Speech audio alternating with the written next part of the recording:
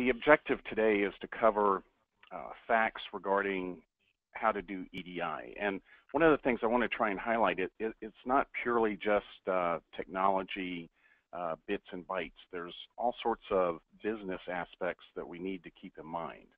So the next one, what is EDI? Since there are a quarter of folks that haven't been doing EDI, I just want to cover kind of a general overview of what that is, and then some of the options you have for implementing EDI.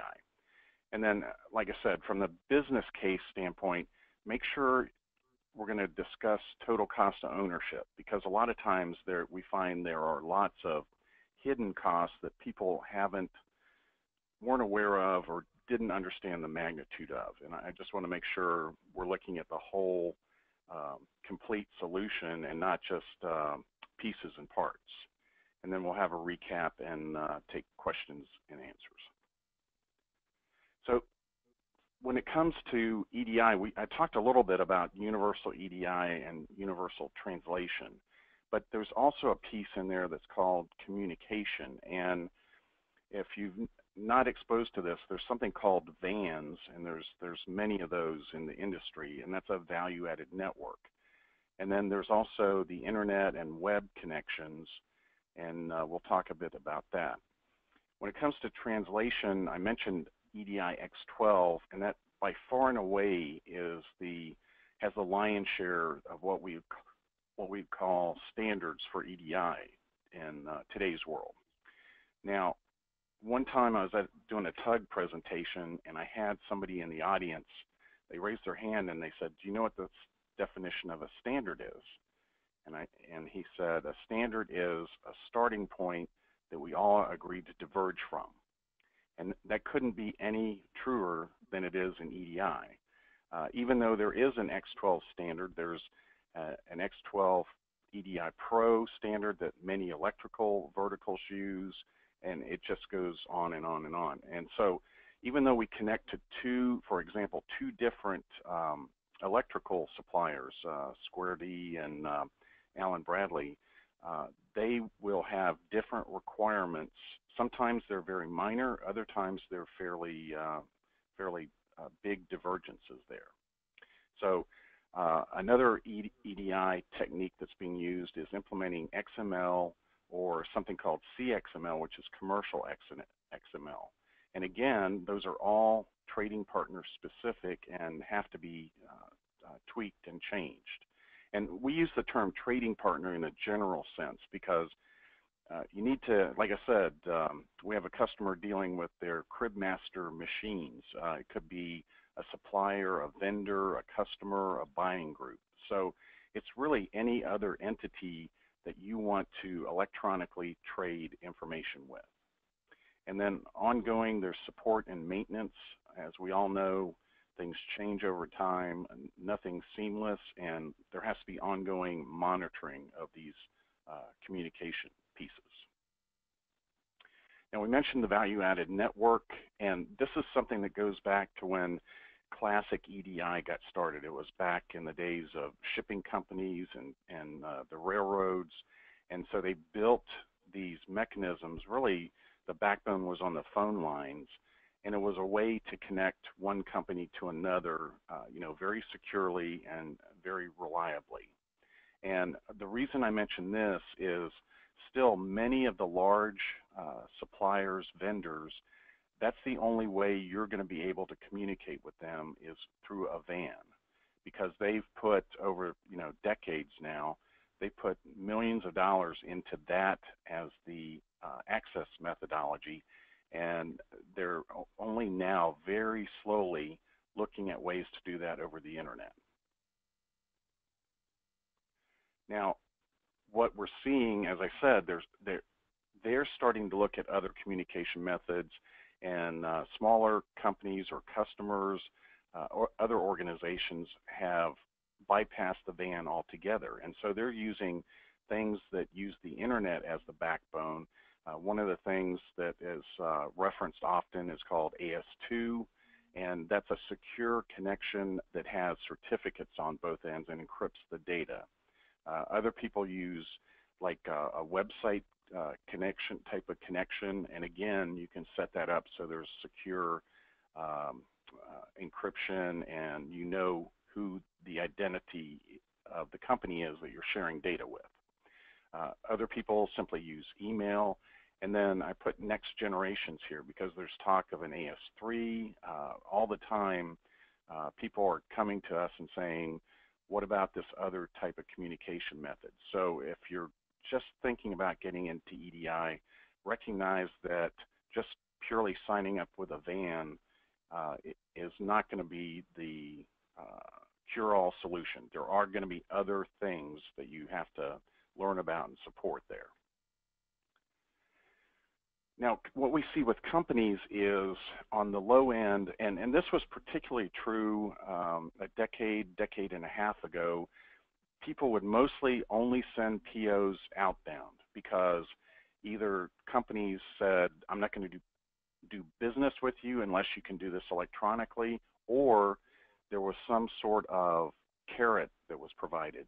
We'll give you free shipping on air conditioner compressors, or we'll give you half a point reduction. We'll give you marketing spiffs. So that was where things started. But once companies started doing that, they started saying, wait a minute, if I'm doing POs outbound, that benefits all to my trading partner. I may as well be faxing or emailing that. That doesn't do anything for me. Now, if I could get invoices inbound, then that really starts to save my labor because I don't have to have people reading these invoices and keying this data in. And then PO acknowledgments and advanced ship notices. These four items, I'd say in the last 3 years, have become the core that almost everyone wants to do. We have an electrical distributor in Springfield, Missouri. Their IT manager, she told us that advanced ship notices save them 40% of time on receiving material. And let me just divert quickly. The reason they did that is they had certain suppliers that they would break pallets apart and they would do QC on those advanced ship notices. And after they had a history that all of those were always correct, then they would simply barcode the pallet and receive everything on that pallet rather than breaking it apart and receiving individual ones. If they found suppliers that weren't always correct with their advanced ship notices, they would continue to break those pallets apart and receive items individually. And then what they would do is quarterly or once or twice a year, they would break pallets from even the companies that showed they could do that reliably, just as a ongoing kind of QC thing. But that's how they got their 40% labor reduction in receiving material into their warehouse. And then at the high end, where people are really making inroads into their using EDI to their advantage, they're doing sales forecasting, rebates, VMI is vendor managed inventory. I mean, it's an extreme return on investment at that point. They not only are saving staff time and not so much reducing staff, but they redirect staff to other higher value type of functions. Some cases, like if you want to do something with Amazon or Home Depot or any of the big box companies, you're going to have to connect electronically, and you're going to have to do several different documents. As I said, the kind of big four are the PO, invoice, advanced ship notice, and PO acknowledgement. And then I mentioned earlier that sometimes there's just plain hard dollar money that flows to the bottom of your income sheet from rebates or points, other kind of direct benefits that companies give you. And then you have to look at your own internal business operations. How often do wrong quantities get entered and shipped, and you have to come back and correct that? Does it impact your service? How's it position you with your competition? We're seeing lots of our customers saying, look, if we can get this and we can get this up and running quickly, we're going to get a specific big dollar contract and ace out our competition. And then we mentioned the efficiency and accuracy as another benefit. So if you haven't done EDI or you're looking to expand what you have, remember you have to look at what are the communication issues, and then how am I going to do this? Am I going to do it entirely in-house? Am I going to subcontract it? These value-added networks will do that. Or will you consider something like an outsourced service where you basically do that all out of house and allow your internal staff to target other projects? And I mentioned the total cost of ownership. Remember, when you do it in-house, there's software you have to buy because you have to be able to do these intricate mappings that are required, because like I said, no two of these are going to be exactly the same. You just can't cookie cutter them. And those have annual maintenance fees, there's upgrades, personnel hiring and training, and then if you have any turnover at all, then you have to go through that whole retraining. And you can't just turn this on and let it go without any intervention. There has to be somebody that monitors that. Invariably, sometimes traffic among these vans will get dropped. You have to be aware of that, know when you need to retransmit things. And as you get more and more document types, POs, invoices, etc., and more trading partners, you're going to have to add on more people. You just can't have one person doing that because obviously they get sick, they go on vacation, just the normal running a business essentially. And then doing a van, outsourced to a van, a lot of times they will still want to sell you some sort of software and will expect some amount of mapping or data manipulation on your side. Also, this is what you're running your business on. These transmissions, these transactions are critical to you running your business. So you've got to have a good baseline of how responsive some of these companies that really almost as a sidelight do the EDI translation. The vans are really more in just message movement. So this is kind of a second tier, actually handling EDI work for people. It's almost a second tier thing for them. And then if you outsource it, make sure that all the communications included, that there's not an additional van fee. Vans charge in something called kilocharacters, which is thousands of characters transmitted per month.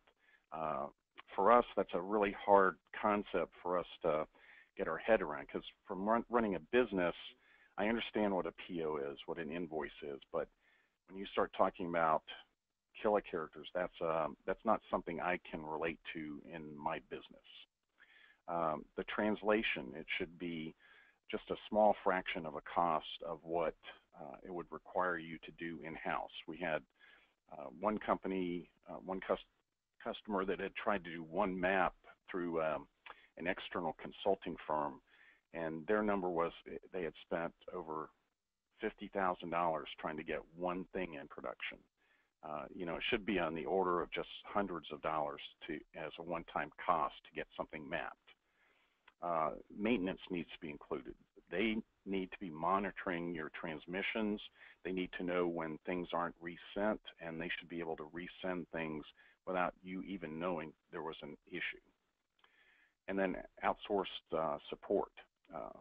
It should only be a small impact on your employees. They should only have to generate tests and review incoming tests and watch for notifications where some of the data that was sent was incorrect and make those changes. And of course, if this is outsourced, it should handle your ERP upgrades. There shouldn't be any capital outlay involved, and it should be so responsive as to allow you to make differentiations with your competitors in service levels. So there should be no capital outlay, and you should get immediate and very large returns on your investment.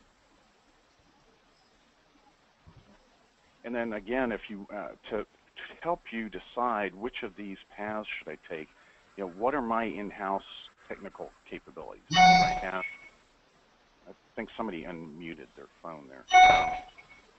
If somebody has the capabilities in-house, a large IT department, then many times it does make sense to do this in-house. But if you don't have the technical capability, you don't have the staffing needs, then it's many times more efficient to have that taken off your plate so that you can stay focused on what makes money for your business.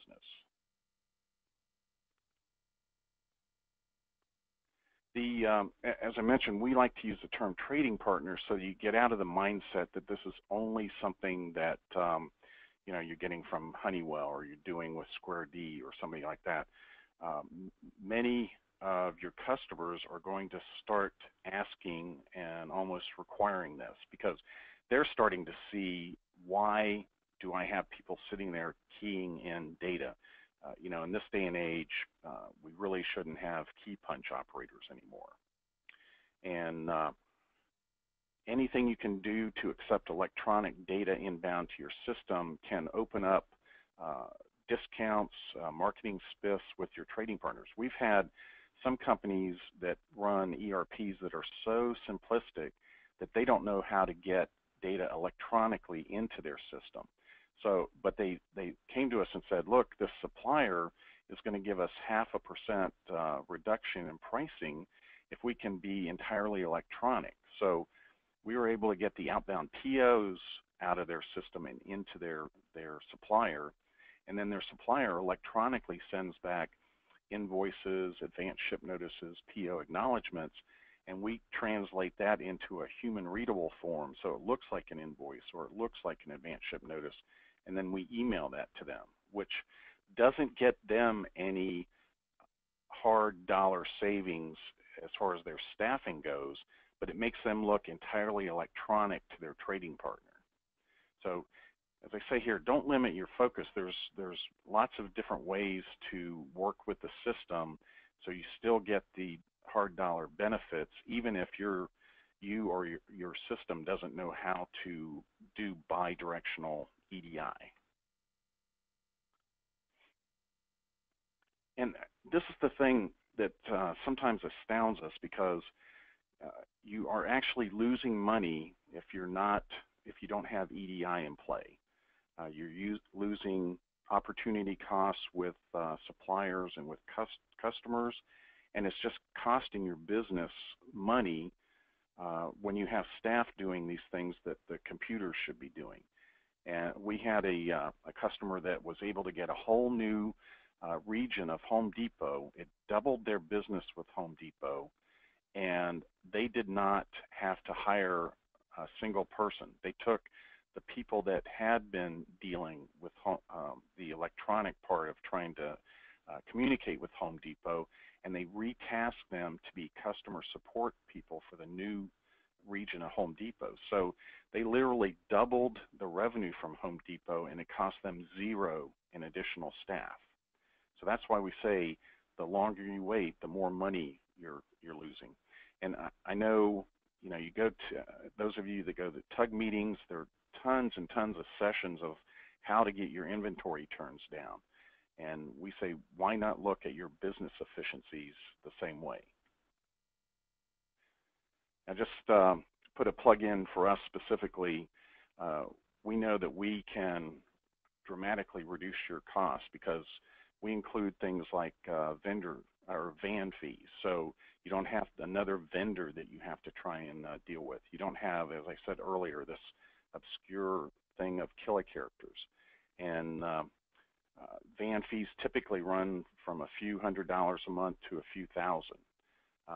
If you try to do this yourself, you have to get mapping software, and that's usually 25 to 50K. If you look at their training on their websites, the training classes are 2,000 to 3,000 a piece, and you need at least a couple of their classes. Like I said, you can't run this with a single person. You need to have at least a person and a half. And when you look at the burden salary, the employee turnover, and then on the mapping software, you also have usually 10 to 15% annual maintenance fees. And another thing people fail to recognize is when you go out and make these connections with the trading partners, someone's got to contact them. Someone's got to manage the project. And so you've got to figure out what their data requirements are, what their communication requirements are, and you have to be able to host all those things. And as I said, what we do is for a single document fee, we'll map those at a fixed mapping fee. We include any, still lots of our customers have to talk to people that require VAN communication. We handle all that. We also handle any other kind of communication protocol that your trading partners insist upon. Our whole premise is we don't want to come to our customers and say, oh, you need to change this or you need to do something differently, nor do we want to go to your trading partner and ever say, oh, well, you're going to have to change that or you're going to have to do this. I mean, I'm sure you folks can imagine what Home Depot would say or Amazon would say if you went to them and said, oh, I'm sorry, but you're going to have to put this field in this position. We know that would never happen. They'd say, fine, we'll just work with someone else. You know, it's the 800-pound gorilla. They can do pretty much as they want. And then I mentioned earlier we handle the project management, the implementation coordination. We literally have decades of mapping and production support expertise from our folks. We handle any employee turnover issues and retraining. You have known support continuity and responsiveness. And it allows you to budget very easily. You know what your number of transactions per month and what that growth rate looks like over the next year. And so you can budget and you pretty much know what your monthly fee is going to be. And as I mentioned earlier, there's no capital outlay for additional hardware, additional software, or training classes. So here once again is my contact information. And Gary, if we have any questions. Okay, folks, if you have any questions, feel free to type them in. I don't see any just yet, but we do have Robert Murphy has his hand raised. So Robert, I'm going to unmute you so you can talk to David directly. Go ahead.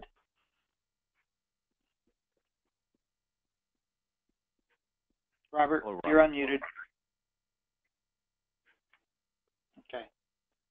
Maybe he put it up by mistake, David. Okay. All right. So. All right. Well, okay. As I said, here is my contact information, and if you have questions that you don't want to, I understand many times I don't want to hold up a group like this with questions. Feel free to contact me directly, and also email me if you would like some additional information. We have several pieces that we can forward to you. Just shoot me an email, and we'll get that taken care of. Okay, a couple questions came in. The first one is, what VAN does the Unilink group use for their hosting? We use a VAN that's called Descartes. And again, with the VANs, they all have interconnects among themselves. So, and specifically the reason we selected them has been support and performance levels. We see many times where, like I said earlier, we monitor that when we send a transaction to somebody and we're expecting a acknowledgement response back from them, if they don't reply within a certain time length, our system will start sending emails to them about this has been missing. And so many times they'll come back and say, no, we never received that. And we'll go to our VAN and we'll have, it went from our VAN to VAN X, and we'll have the successful confirmation from VAN X, so we know it got to their VAN, but somewhere they dropped it in getting to them. So we have never had those kind of issues with Descartes, but it's nice because when we see that that has happened, our customer doesn't even know it happened. We can just requeue it and send it back to VAN X, and 99.9 out of 100, it then goes through to them that time. But again, we still monitor that second send as well. Okay. Second question came in. I'm guessing the EDI module in SX.e is required? That's correct. And what that EDI module in SX.e does is it allows you to output the EDI out file, and it allows you to read in the EDI in files. Okay. Can you work with OpenText GXS? Yes, we do that via Descartes. That's a, for those of you not familiar with that, that's another one of the vans that's out there. So the way we connect to them is through Descartes. Descartes has connections to them. And that brings up that's a good question, in that we have many customers that have some amount of EDI in place, but they are looking to do additional EDI, but they said, wow, this was such a headache to get to this point, we don't want to take on anymore. So they will outsource this additional EDI growth to us, and they don't have to go, if they have something in place and it's working, they don't need to, it's not an all or nothing. They don't have to drop that and put everything on the Unilink group. They'll keep what's in place and what's working, but then they'll give us the new difficult ones to solve to us. So we can run in tandem with like an OpenText or GXS. Many of the big stores use Commerce Hub and they add fees. Do you have a solution for that? No, unfortunately, that's on the other side. So it's kind of like their cost to participate. So we can't get around that cost because that's something that's imposed by these other entities. Okay. The only other question is not really a question, it's an endorsement from Bob Beal, so I'll just read it. Okay. He would like to say that they have used Unilink for the past 3 years. They highly recommend them as an EDI partner. So there you go. That was an unsolicited recommendation for you guys. All right. Thanks, Bob, and I'll get the check in the mail tomorrow to you. Okay. I don't see any other questions right now, and I do not see anybody else's hand raised, so I think we can conclude the webinar. All right. Thanks again, everyone. I really appreciate your time. And thank you, David. Good presentation. Have a great day, everybody. All right. Bye.